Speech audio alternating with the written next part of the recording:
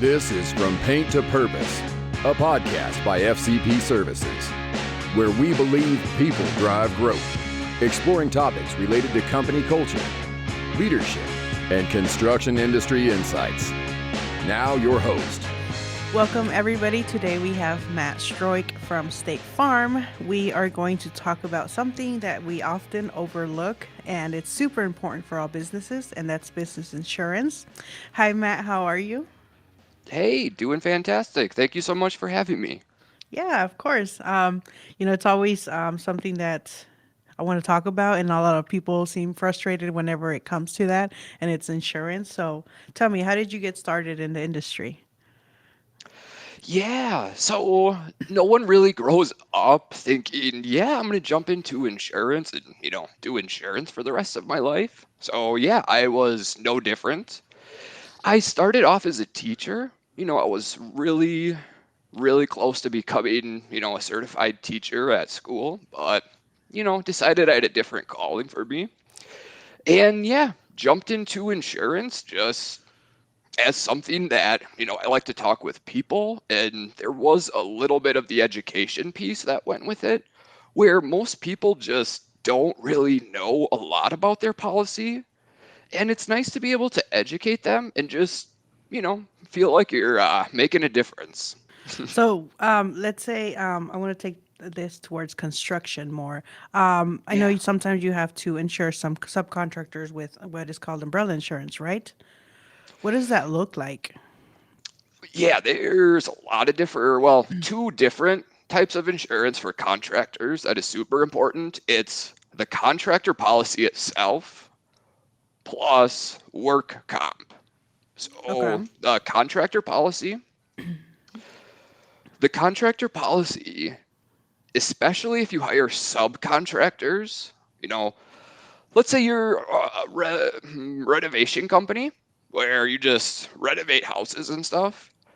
Well, unless you have in-house plumbers and in-house construction people, it's difficult to, well, I don't want to say difficult, but unless you have those types of people, you have to find subcontractors to perform that type of work. So unless you have a W-2 plumber on your payroll, you'll Hmm. have to find a subcontractor plumber. And just like that previous example, if I have a company, Matt's construction company, and Hmm. I say, yeah, no, we're going to renovate your house and everything. This plumber I have is awesome. And, he's working under my label essentially. So if he messes up his plumbing project, they might try to sue him, but they're probably going to sue me because I Right. was the person who said, yeah, no, he's part of our company, right? So when contractors are looking for subcontractors, and even like subcontractors sometimes, depending how really big the job is, it's important to make sure the people you hire have work comp and a contractor policy. A lot of times, if those people don't have general liability policies or work comp policies, they can't even get the contract. So, yeah, most contractors, you should have an insurance policy and you should have work comp with your employees and stuff. And yeah, especially if you're hiring people, you have to make sure those people have coverage themselves, or else it's going to come back. They're going to come back to sue you. Given everything happening, um, here and in 2020 and all that stuff, how has your industry changed? Yeah. Well, people are driving a lot less, which, helps the loss ratio quite a bit. But also, people are saying, I'm not driving as much. Why in the heck am I paying so much insurance on this car? Right? Hmm. Why don't I just trade my car in and put it into my house? People don't leave their houses as much as they used to. So, yeah, just usage has changed a little bit. Um, Cars starting to drive themselves is also an interesting trend to pay attention to.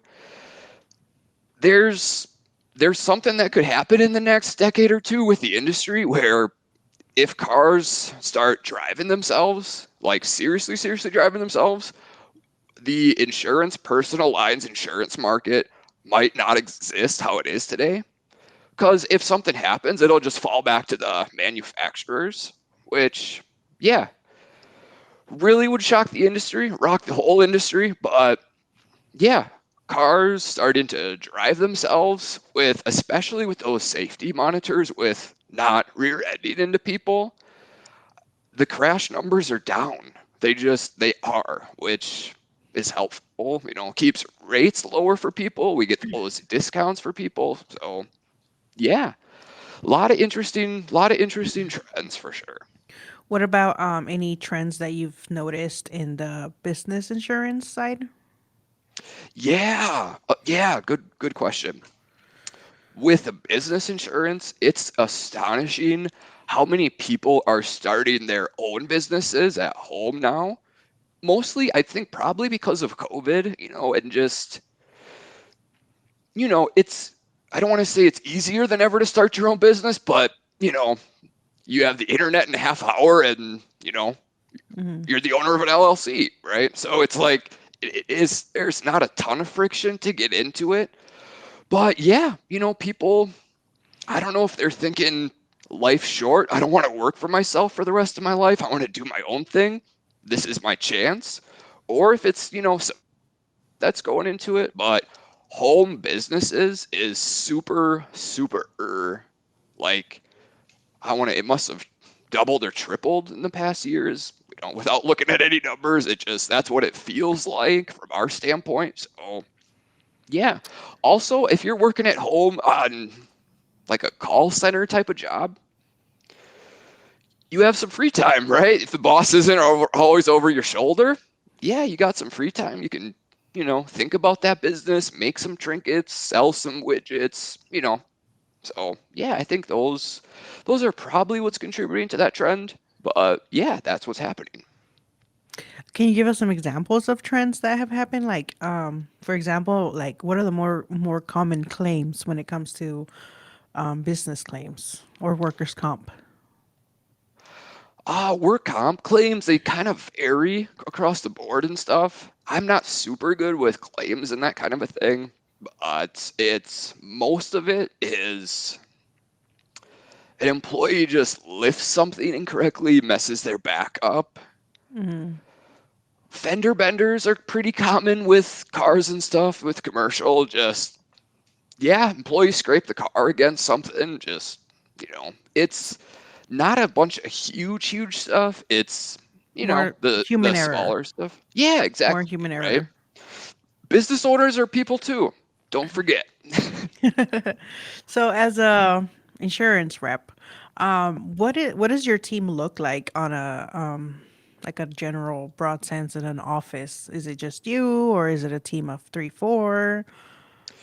Yeah, so with insurance, it can vary um super widely with how it looks.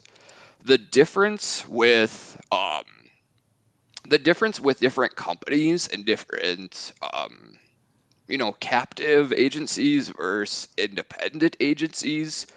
Your captive agencies, most of them are tend to be, you know, uh, 4 to 5 people or so. We have a pretty big team of 12 people. We actually have 2 offices that we help keep up and stuff. So yeah, with the captive side, usually 4 to 5 people is most common. Independent agencies, a lot of times your independent agent is just a solopreneur, just one person. But you also have independent agencies that can be 100 people, 50 people, you know, Mm-hmm. a lot of people. So it does vary a little bit, but with State Farm, you know, every agent can operate their office how they please to. But yeah, we have a pretty big team. So, I want to switch gears here a little bit. I want to talk about leadership. When Oh, did the concept of leadership first enter your world? so I think 2014 is probably when leadership first entered my consciousness. Leadership leadership means so many different things. it starts with doing the right thing for all the stakeholders involved. If you don't do the right thing for the people who, you know, are the customers in your business or your neighbors in the business or the people you get your supplies from and that kind of stuff, like that's the biggest issue. So leadership is thinking about all the stakeholders involved and how you can help them just experience as much growth as they can, I guess, is my definition, right? Making Mm-hmm. sure you're giving opportunities to people to grow and you're also growing yourself and everything, but just yeah, doing the right thing for people. And you have to have a certain skill. Identifying opportunities is also part of leadership, right? And being empathetic with people, understanding the emotions that people feel with leader, like, Why do you just think have, being putting all that empathetic? together. Why do you think being empathetic is important? I think you have to be able to look at a person and, identify body language signals that they're giving you, identify verbal signals that they're giving you.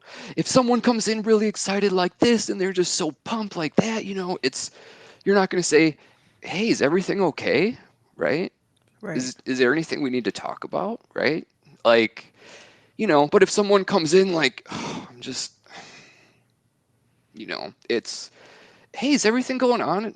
Is anything going on at home, or is everything okay? Like, just creating a safe space to talk for people, just to feel included is important. And I think if you can't understand other people's emotions, it's hard to identify, when is it time for a pep talk? When is it time to, you know, sticks and carrots? When's it time to bring out the sticks?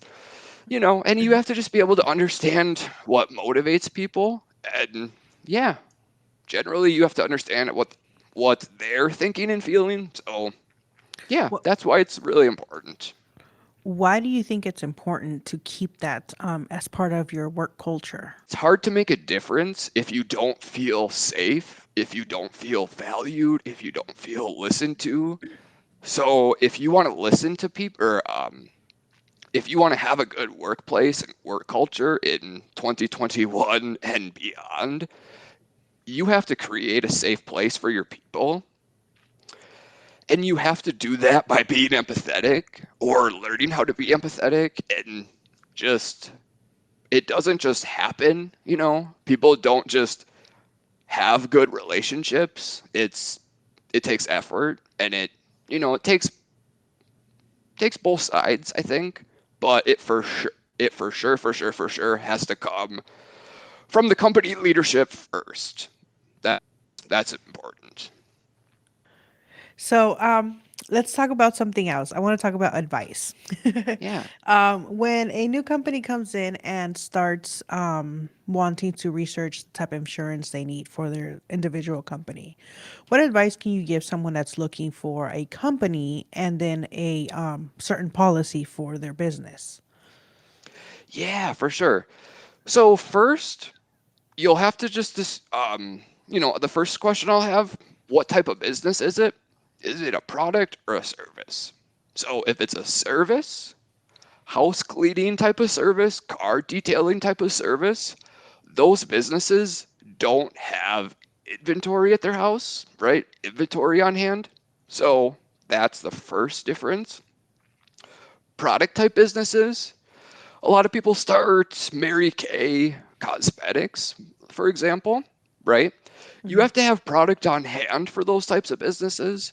So the first thing I'll ask is, tell me about the business. Is it a home-based business? Is it a product-based business, service-based business?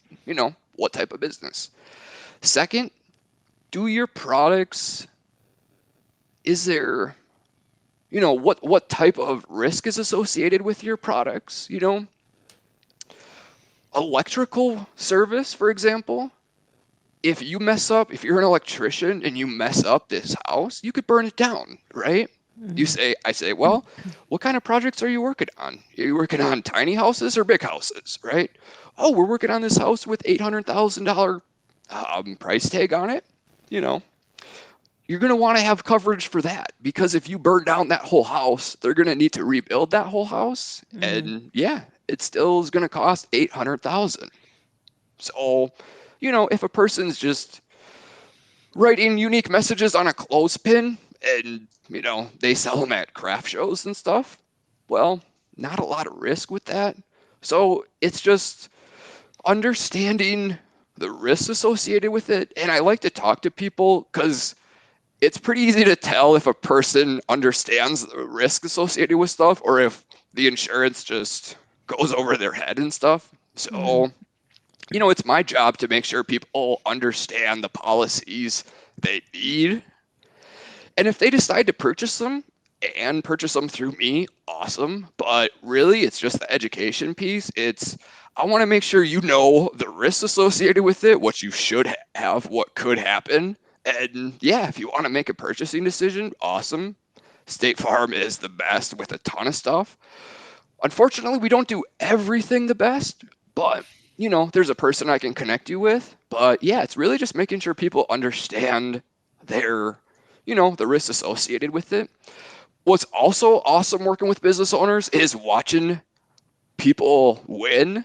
Like when they first start their business, it's, yeah, I just, I had this talent, fiddled in my garage and did some stuff. And, now I make custom cutting boards out of wood and stuff. That story and listening to them progress through it is super, super cool. And it's your insurance agent is sort of like a silent partner cheerleader because, yeah, we want to see the business succeed. We want to see it grow. We want to see you have employees. We'd love to help you with the general liability, with the work comp, with, more of the bigger the business, the more the insurance is, the more risk and stuff. So, yeah, we're right next to you cheering and, sort of like a consultant in a sense a little bit with safety, but it's nice to connect with the business owner community because yeah, it's a lot of people who just want to see each other win, and it's just really, really cool. Is there anything else you would like to talk about that we didn't discuss? Yeah, I want to hear what relationship do you guys have with your insurance? Is it a good relationship, bad relationship, or yeah, how does that work? Um, well, we kind of have a smooth transition because it goes through safety, depending if it's a workers' comp claim or if it's a an injury. They do go through a middleman, and then we send it over to our insurance company. They kind of are the facilitators of it, making sure all the process is done correctly. So we don't really have a lot of contact with our insurance agents. They do inspections. So, we need to make sure we have everything correctly. All the safety procedures are done on time and there's no violations or anything like that. So then they could be able to assess it and make sure that, well, so they can keep us. Because, if there's a lot of violations or worker comps claims and stuff, there's a possibility that insurance can drop us. So, and that's a huge negative in our bottom line. So, I guess the Especially if you cross get Anderson. dropped by an insurance company like that.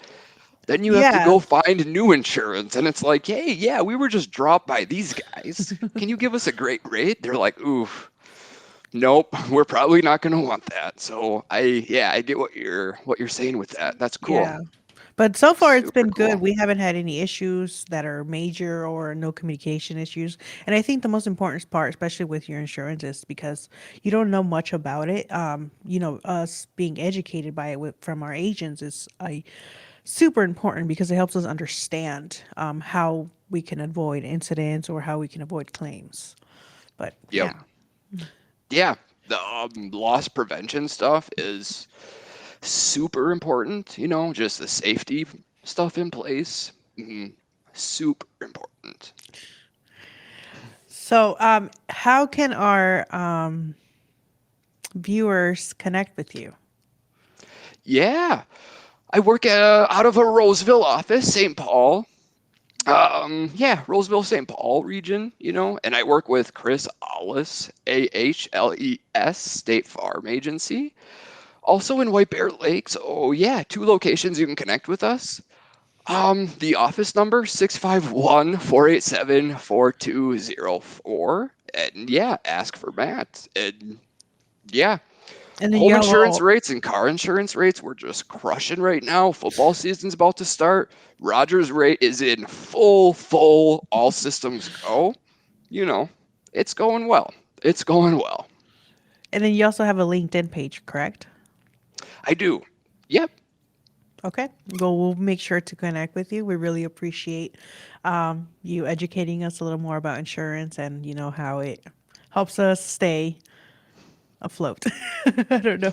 Yeah, I appreciate the opportunity to, come on and talk about this thrilling subject and everything. And yeah, I hope it wasn't too brutal for people to listen to. But yeah, I appreciate the opportunity and Paint to Purpose. Everything you're doing with the company is awesome. It's cool to see and watch. So yeah, keep it up. You're an awesome host. And I look forward to seeing what you can do. So nice work, yeah, bro.